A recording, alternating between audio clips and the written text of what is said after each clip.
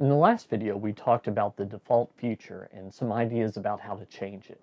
As you recall, there's something like a gravitational pull away from the life you want towards one you don't.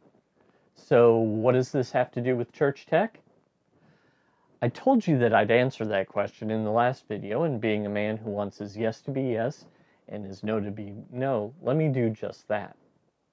You probably don't consider all that you know. Let's start with the basics. You weren't born knowing how to eat. You didn't learn how to sleep through the night for a while.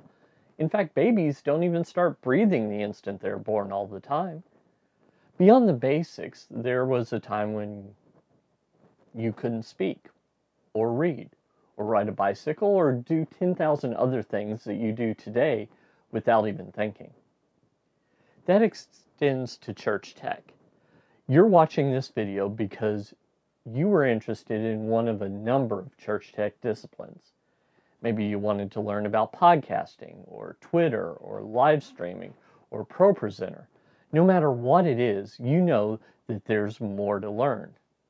So, have you learned everything that you could from the materials I've given you?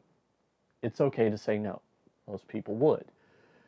The truth is that today, in 2018, there is so much to learn that it's often hard to sit down and do it. I get it. After college, I determined that I was going to continue to read Greek, the New Testament in Greek, teaching myself whatever I still didn't know. Did I do it? Nope.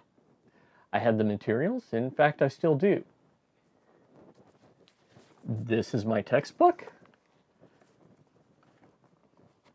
This is my lexicon.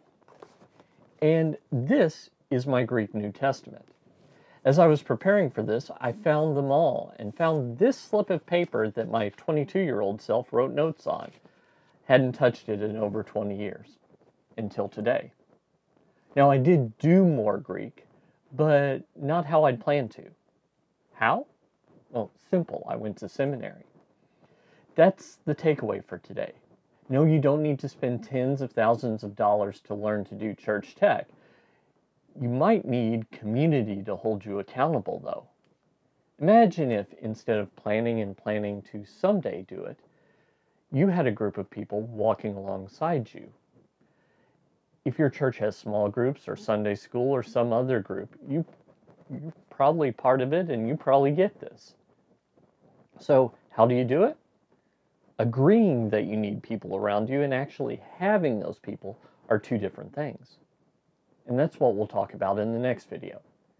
Until then, go ahead and leave a comment below about a time when you learned something in community you weren't able to learn by yourself. I'll talk to you again soon.